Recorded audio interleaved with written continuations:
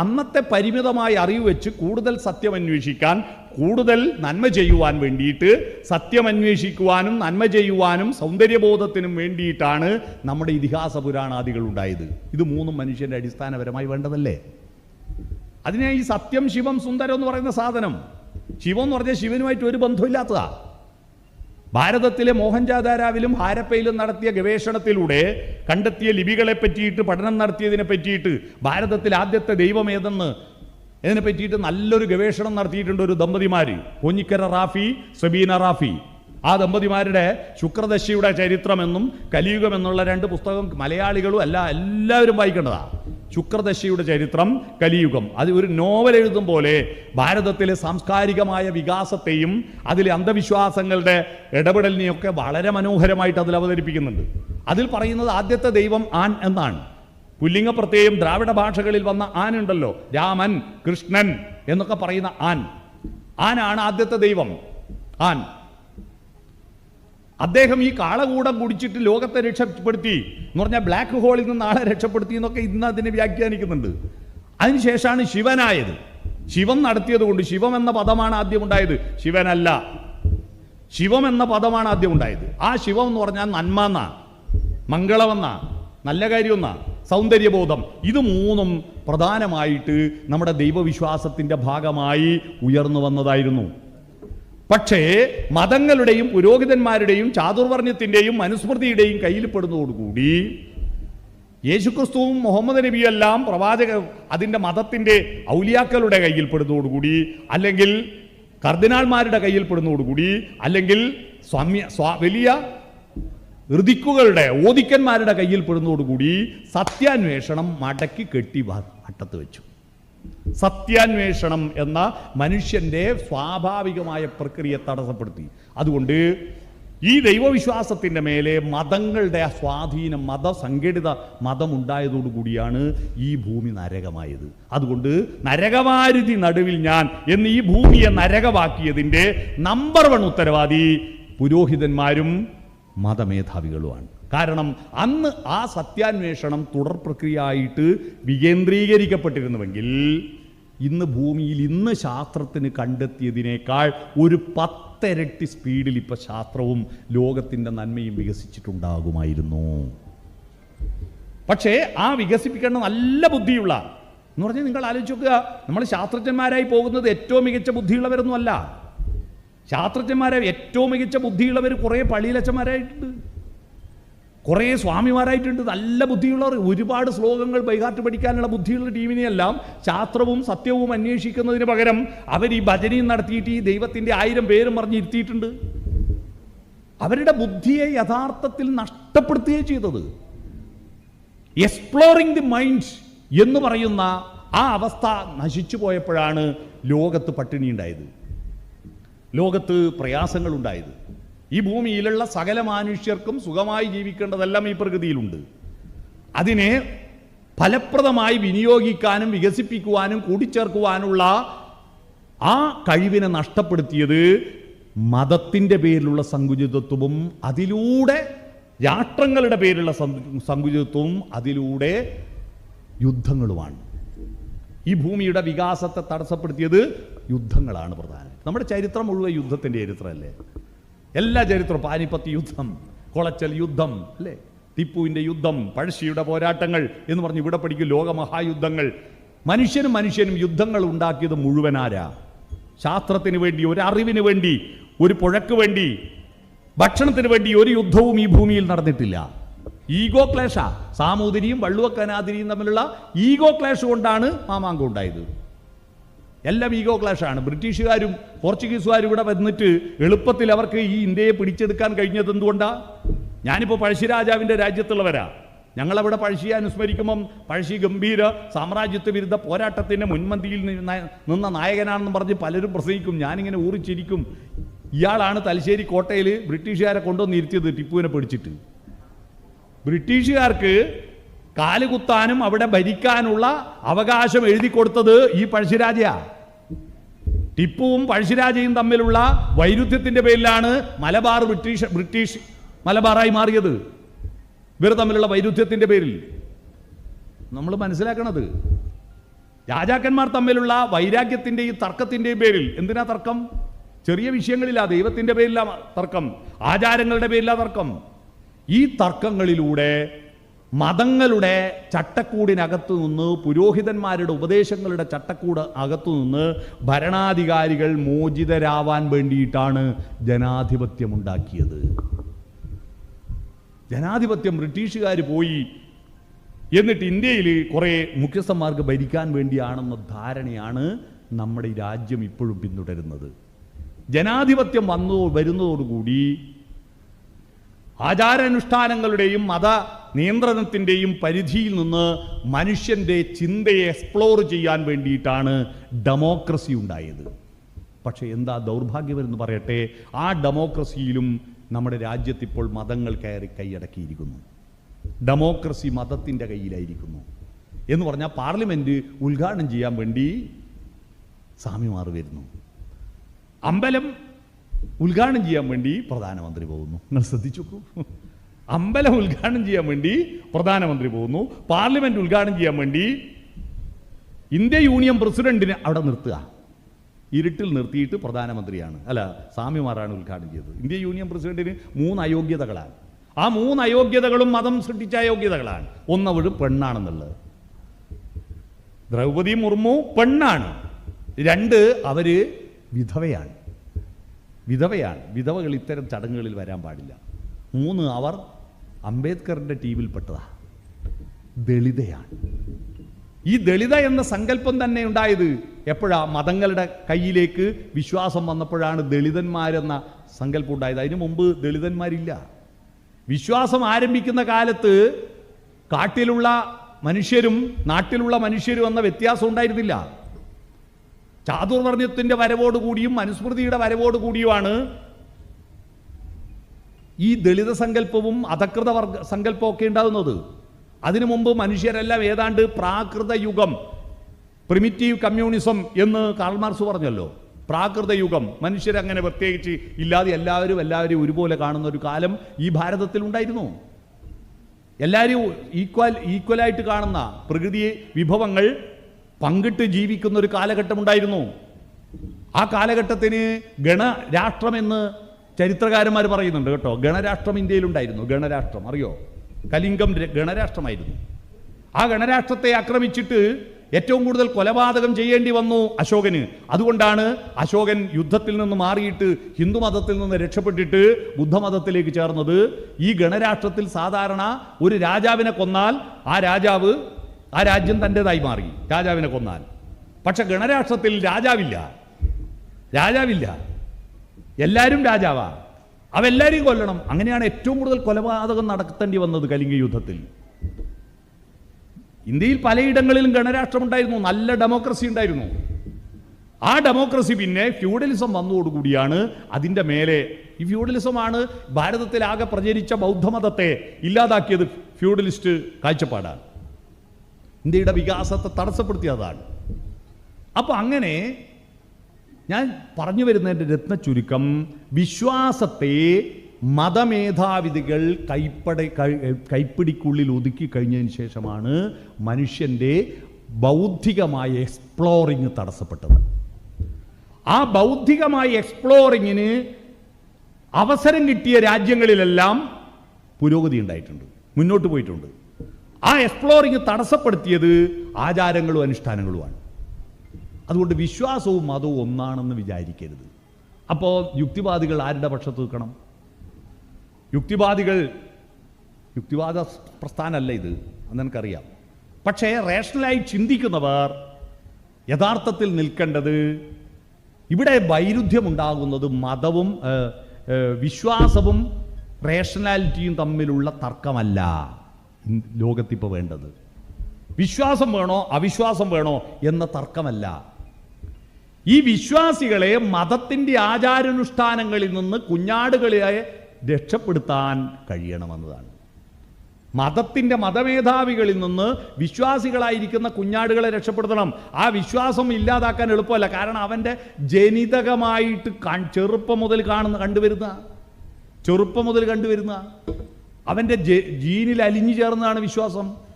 ആ വിശ്വാസത്തിന് അവൻ എളുപ്പമൊന്നും പുറത്തു വരാൻ എളുപ്പമല്ല. അവൻ്റെ മുന്നിൽ വിപ്ലവം ജയിക്കട്ടെ, വിഗ്രഹങ്ങൾ തകരട്ടെ എന്ന് പാട്ടുപാടുമ്പോൾ എൻ്റെ അമ്പലത്തിന് എൻ്റെ ദൈവത്തെ അടിച്ചു പൊളിക്കാനോ നീ ആരടാ എന്ന് ചോദിക്കും. ഏതാണ് വിഗ്രഹം എന്ന് അവൻ്റെ മനസ്സ് ചെറുതാക്കി വെച്ചിട്ടുണ്ട്. ആ ചെറുതാക്കിയ വെച്ച മനസ്സിനെ വലുതാക്കി കാണിക്കാനുള്ള പരിശ്രമം സയൻസ് ആൻഡ് ടെക്നോളജിയുടെ വികാസത്തോട് ഉപയോഗിക്കണം. പക്ഷേ നമ്മുടെ രാജ്യത്ത്, ലോകത്ത് നടക്കുന്ന ഏറ്റവും വലിയ ദുരന്തം സയൻസ് ആൻഡ് ടെക്നോളജിയാണ്. ഇപ്പം ഏറ്റവും കൂടുതൽ മതങ്ങളും മതത്തിൻ്റെ വൈതാളികന്മാരും ഉപയോഗിക്കുന്നത് എന്നാണ്. സയൻസ് ആൻഡ് ടെക്നോളജി ഏറ്റവും കൂടുതൽ മന്ത്രങ്ങളും അന്ധവിശ്വാസങ്ങളും പ്രചരിപ്പിക്കുന്നത് സോഷ്യൽ മീഡിയയിലൂടെയാണ്. സോഷ്യൽ മീഡിയയിൽ നിങ്ങൾ ശ്രദ്ധിച്ചോ, സോഷ്യൽ മീഡിയയിൽ ഏറ്റവും കൂടുതൽ ഫോളോവേഴ്സും ലൈക്കും കമൻറ്റും കിട്ടുന്നത് 2 ടീമിനാണ്. ശ്രദ്ധിച്ചോ നിങ്ങൾ? ഒന്ന് അശ്ലീല പോസ്റ്റുകൾ ഇടുന്നവർക്ക്, 2 മതപരമായ പോസ്റ്റുകൾ ഇടുന്നവർക്ക്. അപ്പോൾ ഇത് തമ്മിലുള്ള സമാനത നോക്കൂ. അശ്ലീലപരമായിരിക്കുന്ന നമ്മുടെ ഭാഗ്യലക്ഷ്മി എന്ന ഒരു ഇവരില്ലേ സിനിമയിൽ ശബ്ദം കൊടുക്കുന്ന ഭാഗ്യലക്ഷ്മി പോയി അടിച്ചൊരു വിദ്വാനില്ലേ, നമ്മുടെ സുഗതകുമാരിയെ പറ്റി മോശം പറഞ്ഞതിൻ്റെ പേരിൽ അദ്ദേഹത്തിൻ്റെ യൂട്യൂബിൻ്റെ ഫോളോവേഴ്സിനെ കണ്ടിട്ട് ഞാൻ അത്ഭുതപ്പെട്ടു പോയി. അത്രയും ആളുകളാണ്. ഏത് വൃത്തികേടുകൾ പോസ്റ്റ് ഇടുന്ന അശ്ലീല ചാനലുകൾക്കാണ് ഏറ്റവും കൂടുതൽ ഫോളോവേഴ്സ്. ഇന്നലെ ഒരു താടിക്കാരൻ നടൻ കല്യാണം കഴിച്ചു. എനിക്ക് അയാളെ വലിയ പരിചയമില്ല. ഒരു നടിയെ പോലും കല്യാണം കഴിച്ചത്. എനിക്ക് രണ്ടാളെയും വലിയ പിടിയില്ല. അയാൾ താമരമാലയും പൂണൂലെല്ലാം ഇട്ടിട്ട് ആണ് കല്യാണം കഴിച്ചത്. അതിൻ്റെ ആ ഫോട്ടോൻ്റെ അടിയിൽ ഞാനിപ്പോൾ ട്രെയിനിൽ വരുമ്പോൾ അതിൻ്റെ അടിയിലെ കമൻറ്റ് കേരള സംസ്കാരത്തിൻ്റെ ഔദ്ധത്യം കലർന്ന സുന്ദരമായിരിക്കുന്ന ആ കാഴ്ചപ്പാടിനെ ഞാൻ കണ്ടു. ഇനിയൊരു വൃത്തികെട്ട കമൻറ്റുകൾ ഞാൻ ഇതുവരെ കണ്ടിട്ടില്ല. അത്രയും വൃത്തികേടാണ്. ഇവരാണ് ഈ അന്ധവിശ്വാസത്തിൻ്റെ ദൈവവിശ്വാസത്തിൻ്റെ പ്രചാരകർ. രണ്ടും ഇത് പരസ്പര പൂരിതങ്ങളാണ്. എത്ര വൃത്തികെട്ട രീതിയിലാണ് ഏതെങ്കിലും ഒരു ദൈവത്തിനെതിരായിട്ട് ദൈവത്തെ ഇൻസൾട്ട് ചെയ്യുന്ന എന്തെങ്കിലും ഒരു പോസ്റ്റ് ആരും കിട്ടുമോക്കൂ, അതിന് വരുന്ന കമൻറ്റുകൾ അതിഭീകരമായ രാക്ഷസീയതയാണ്.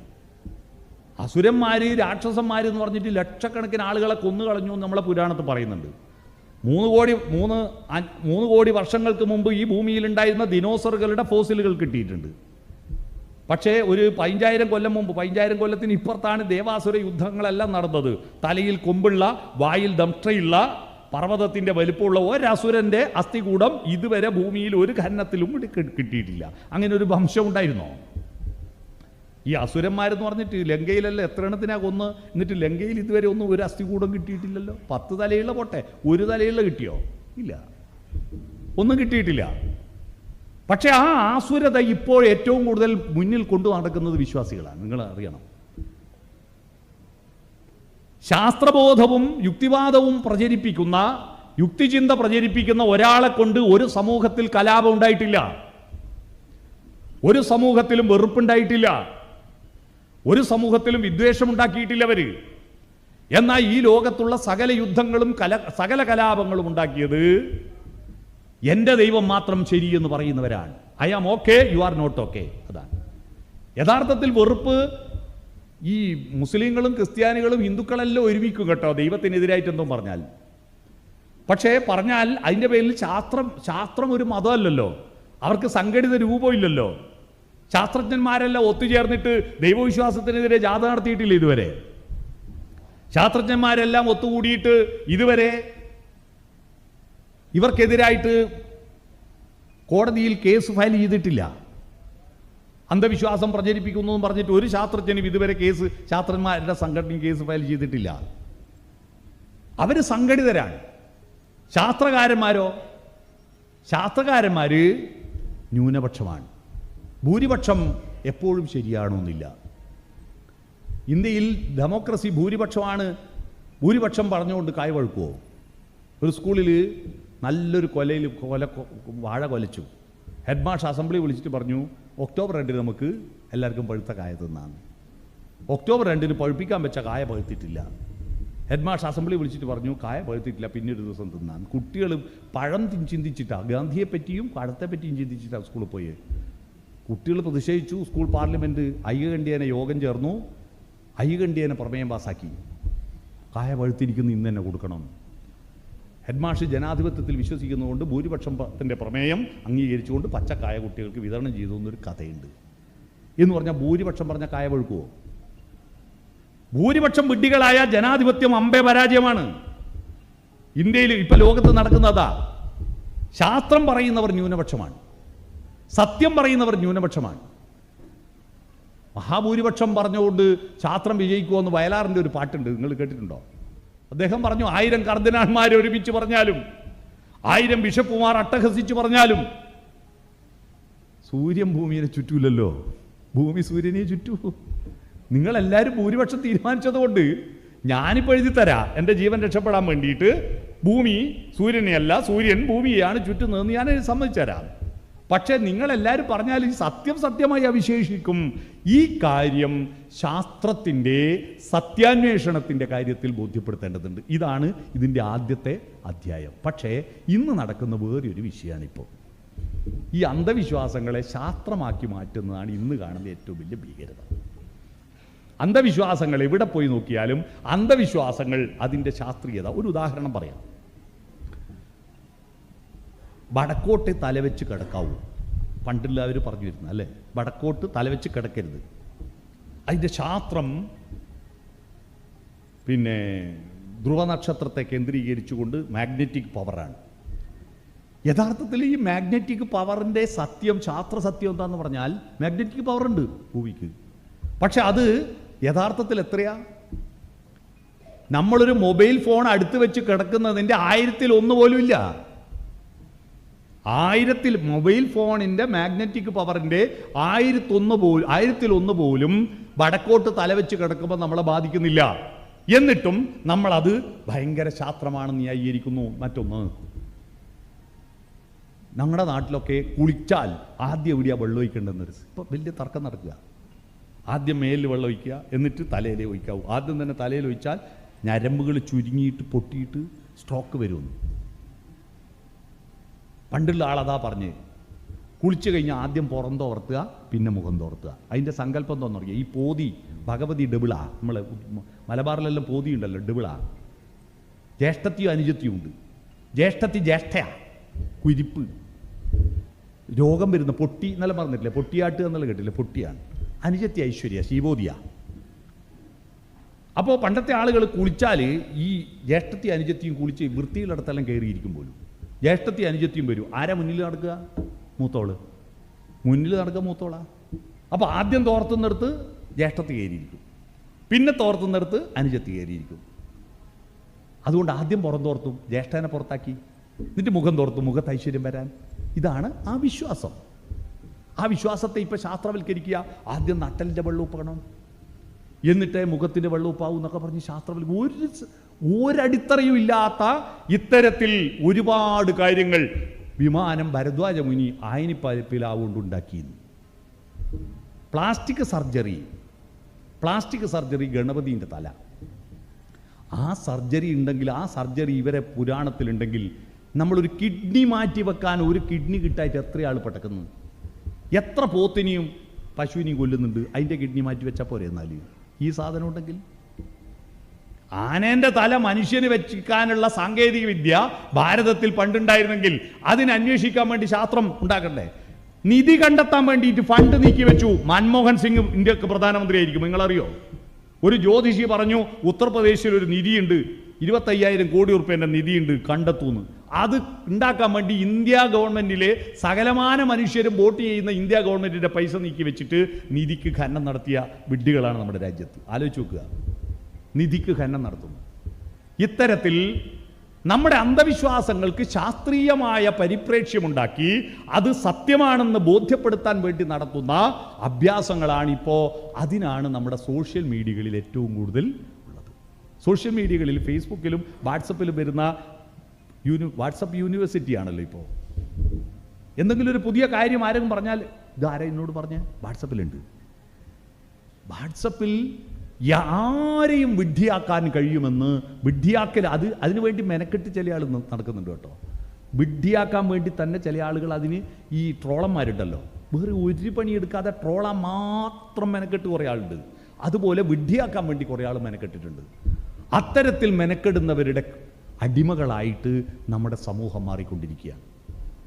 അതിനെ പ്രതിരോധിക്കാൻ സോഷ്യൽ മീഡിയയിൽ അപൂർവം ചില ശാസ്ത്രചിന്തകർ ഈ വിഡ്ഢിത്വങ്ങളെ ചോദ്യം ചെയ്യുന്ന രീതിയിൽ ശാസ്ത്രചിന്തകർ യഥാർത്ഥത്തിൽ അതല്ല. ഇപ്പോൾ എന്താന്ന് പറഞ്ഞാൽ AI വന്നതോടുകൂടി മരിച്ചുപോയ നെടുമുടി വേണു ഇന്ത്യൻ 2 സിനിമയിൽ അഭിനയിച്ച കാലല്ലേ. മരണപ്പെട്ടു പോയ നെടുമുടി വേണുവാണ് ഇന്ത്യൻ 2 സിനിമയിൽ അദ്ദേഹത്തിൻ്റെ ഭാഗം 2ാമത്തെ പാർട്ടിൽ അഭിനയിച്ചത്. അതുപോലെ എന്തും യഥാർത്ഥമാക്കി വരുത്തി തീർക്കാനുള്ള ശ്രമം നമ്മുടെ ആധുനിക ടെക്നോളജിയിലുണ്ട്. അതിനെ വിശ്വസിക്കുന്ന കുറേ, കാരണം അത് വിശ്വസിക്കാവോ ഇത് വിശ്വസിക്കാലോ. ഒരു മനുഷ്യന് 10 തലയുണ്ടായിരുന്നു എന്ന് വിശ്വസിക്കുന്നവർക്ക് ഇത് വിശ്വസിച്ചൂടെ? അത്തരത്തിൽ അന്ധവിശ്വാസികളുടെ എണ്ണം നമ്മുടെ രാജ്യത്ത് കുറയുന്നോ കൂടുന്നോ? നമ്മുടെ കുട്ടികൾ, പ്രായമുള്ളവർ പോട്ടെ, അവർ പിന്നെ ശീലിച്ചതേ പാലിക്കൂ. നമ്മുടെ ഒരു തലമുറയുടെ ഒരു കുഴപ്പം, പഴയതൊന്നും മറക്കുകയില്ല, പുതിയതൊന്നും പഠിക്കുകയില്ല എന്നാ. പഴയതൊന്നും മറക്കില്ല, പുതിയതൊന്നും പഠിക്കില്ല.